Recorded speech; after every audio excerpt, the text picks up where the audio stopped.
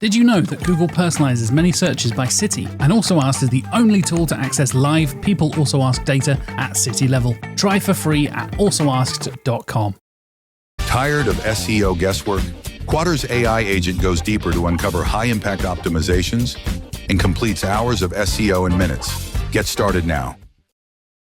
I was going to say that SEO with Fat Joe is as peaceful as this, but then the birds are all having fights.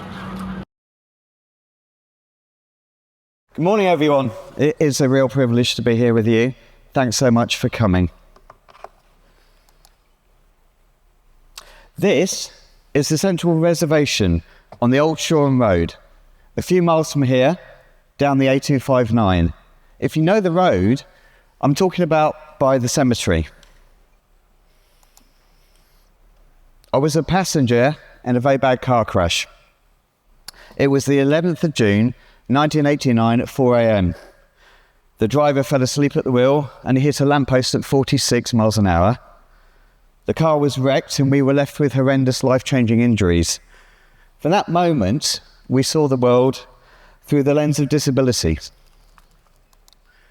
I have photos of the car which I'm not going to show here because I don't want to upset anyone, but it wasn't great. It was a close call whether some of us would survive. Most people who work within accessibility have a personal reason for doing so. If the accident had not happened, I probably would not give accessibility any more thought than anyone else. And that's why I do not get frustrated when I meet people who don't get it. It's my role to get alongside them and help them on this journey. It's one we all need to take. Simply put, digital accessibility means that your website should be viewable by anyone, regardless of their ability or disability. For example, websites can still be seen by visually impaired people. They use tools to tell them what's on the page, and these are known as screen readers. Other people may not be able to use a mouse or a keyboard, so they might use dictation instead. Voice dictation has become commonplace with the advent of Siri and Alexa, but unfortunately most voice dictation for browsing websites is difficult and clunky to use. However, it's still better than not being able to use a website at all.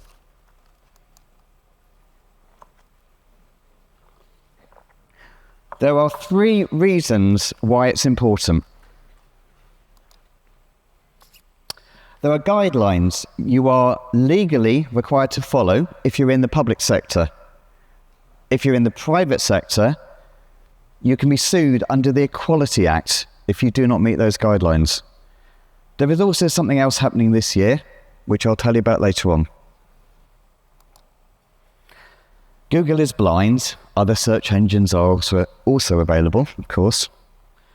If your competitors have more accessible websites than your clients, they'll make more money. In case you don't know, the purple pound, which is the spending power of disabled people in the UK, is worth £274 billion a year.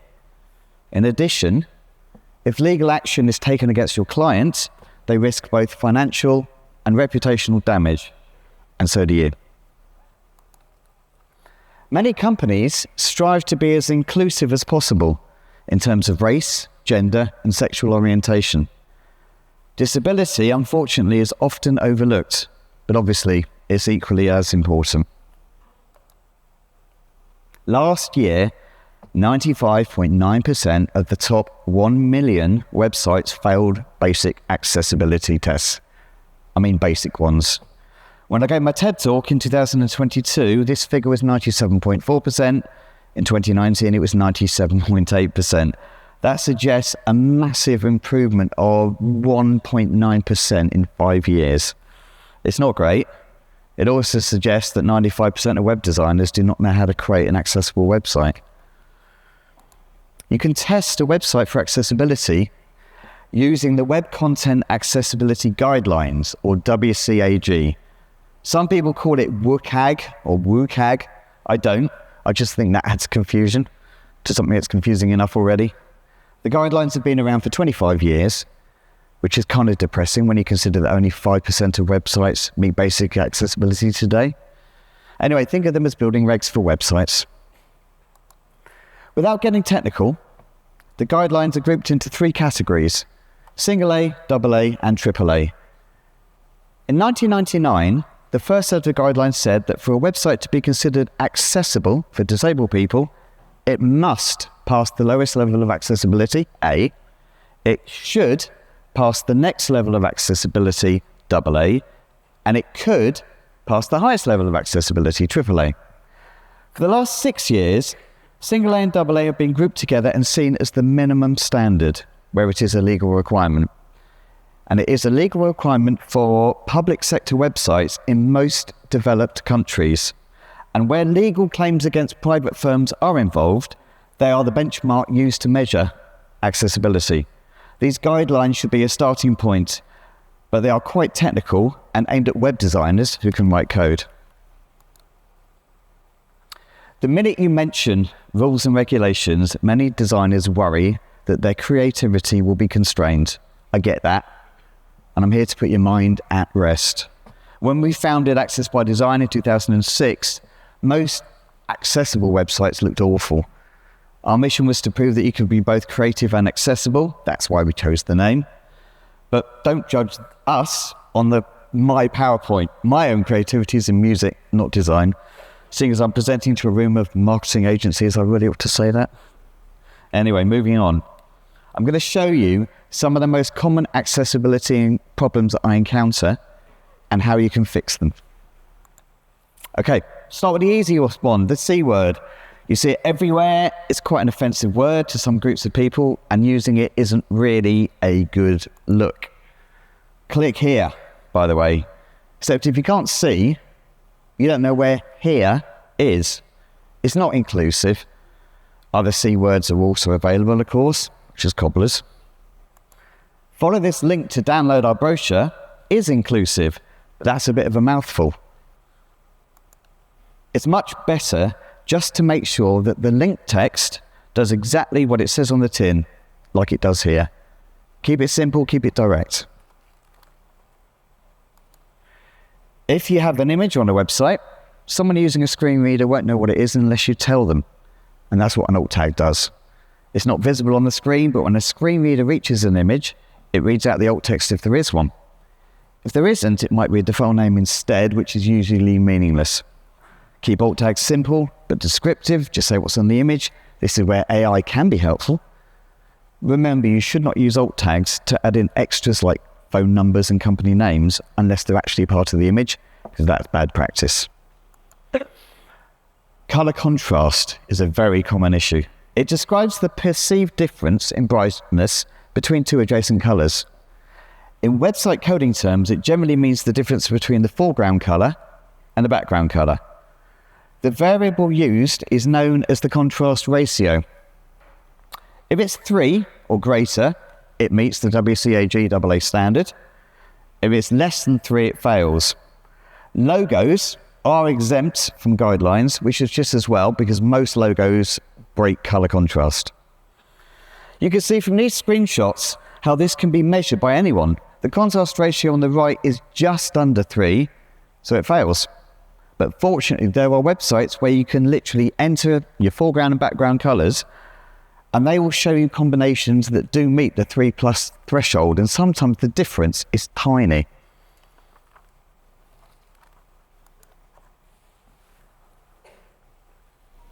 One of the most important parts of a website is the navigation.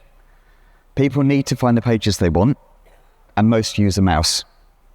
This is a simple example. The About Us page has subpages underneath shown by the triangle next to it. You move the mouse pointer over the About Us page and it lights up. The subpages all appear below. You move your mouse, it changes color on the page you want, you click on it and you are away. Straightforward, that's how navigation works. But let's say you can't use a mouse. What then? Well, some people can't use them because they're visually impaired. Others struggle with fine motor control. In both cases, they will use a keyboard. I'm clumsy, and I've been using computers since before mice were invented, so I would tend to take keyboard shortcuts any day. So how do you navigate a website with a keyboard? Well, it comes down to just two keys that you can test yourself next time you run a website. The Tab key and the Enter key. The Tab key is used to navigate. The Enter key is used to perform an action. Remember on the previous slide how the link turned blue when the mouse hovered over it? Well, when you use a keyboard, you don't often see that. It's great when you do, but even when you do, not everyone can see it. A lot of neurodivergent people have difficulty with certain colours. So you should always have some kind of outline to show where the focus is. I've hit the Tab key once, and you can see by there, the About Us is outlined. I now know where I am. And that's called focus. Focus is what gets selected when I hit the enter key. So I've hit the Enter key when it's on the About Us page. Remember with the mouse, the subpages just appeared. They're only going to appear when I actually hit it. We hit the About Us page and the subpages appear like that.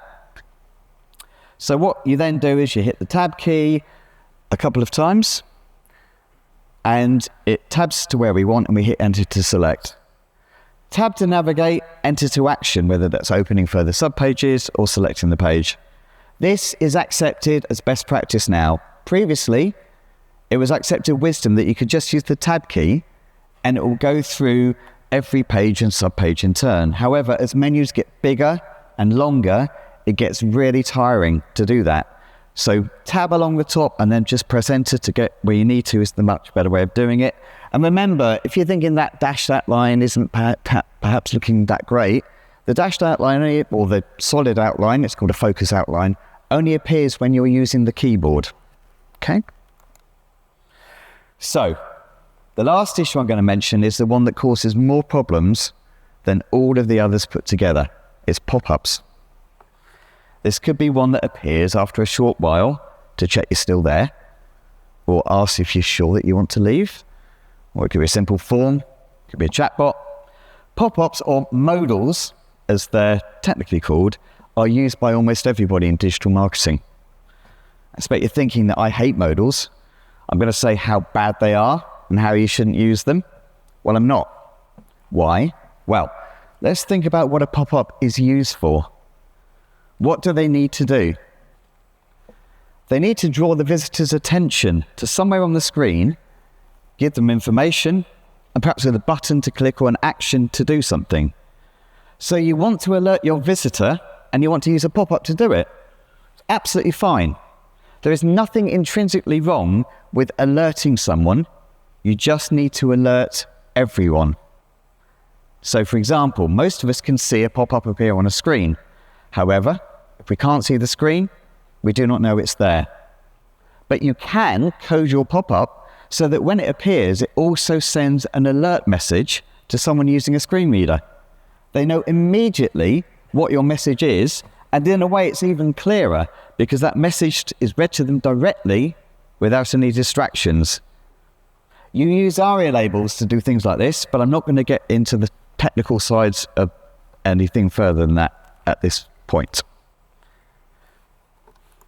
So is that all you need to do? Not quite. There's something else. It's called a focus trap. And if you remember nothing else from this talk today, please, please, please remember this. Here we have a login modal. You can see that we've got a field for a username, a password, a login button, and a button to close it off, the X button. You know from before that keyboard users will tab between elements on a page. If there is a focus trap, they will stay on that modal until they either press the login button or they press the close button, and then it goes away. So just like if it was a sign-up form, a shopping basket, anything that is overlaid on the website, and that's how it should be. You can't go anywhere else until you get rid of it. So just like this stays on the screen until you click the login button or the close button. Does everyone understand that? Say yes, Clive? Yes, Clive. Oh, one person. Thank you. So what happens if there's no focus trap? If you're using a keyboard, you tab from the close button to the username, to the password, to the submit button, and then you just keep going off the modal and onto the rest of the website behind it. Eventually, you might find your way back, but it can take a while. And this is one of the most common issues I find in my audits. 3 of my team use screen readers. They share their screens with me, I record their journeys. And I've lost count of how many times I've seen them tab off a pop-up and wander around the rest of the page, completely unaware that it's still there. A focus trap solves this. So hopefully you're beginning to see that you can do all the digital marketing techniques that you want to do, but just in an accessible way. But, and it's important to understand that I'm talking about a focus trap, which is a good thing. I'm not talking about a keyboard trap. A keyboard trap is a very bad thing. That's when you end up getting stuck in a modal and you can't get out of it. Not without using a mouse anyway. Apologies for the YouTube pun. It's bad. Oh dear, and again. Let's move on. Website accessibility can seem a bit overwhelming, especially when you first start learning about it. You might be tempted to use a third-party accessibility solution because it offers to fix all your website problems just by dropping a line of code into your website, making it fully compliant with the regulations. It's amazing, really. Sounds almost too good to be true. Maybe it is too good to be true. In fact, it is completely too good to be true because they do not, I repeat, not make a website compliant with anything. They actually make websites less accessible for many disabled people. In fact, one provider, Accessiby, has recently been ordered to pay a $1 million fine for misleading advertising by the US government. Another provider, Userway, is facing a class action lawsuit from its own clients who bought their product, believing it would protect them from being sued, but in reality they were still sued because the products did no such thing. Accessibility toolbars in themselves, these are the things that allow you to maybe change the size of the text or change the color contrast. They're a really good thing, but only if they're part of the website's native code rather than some horrendous third-party overlay that will not make your website compliant in any way. But for more information on this, go to overlayfactsheet.com. So how do you know if your website is accessible?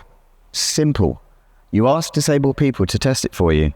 My own disabilities don't affect how I use websites, which is why I have a team of disabled people who work with me. Their lived experience brings a perspective you can't get any other way. Other disabled people are available, by the way. There's 1 billion of them.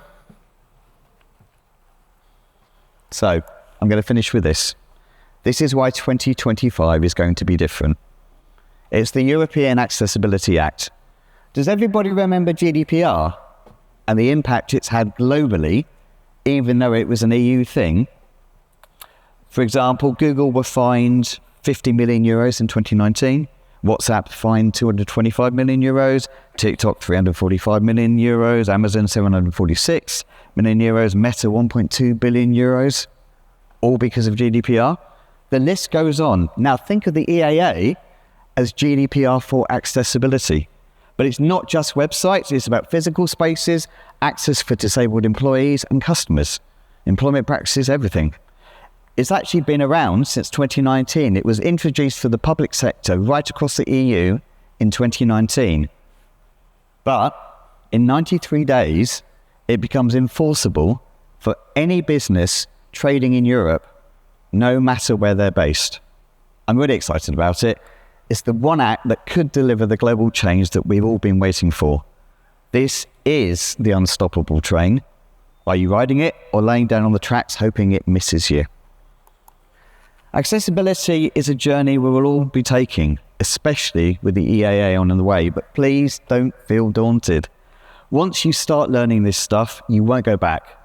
Every website you're involved in will be better and more inclusive, and you will be changing the world one website at a time.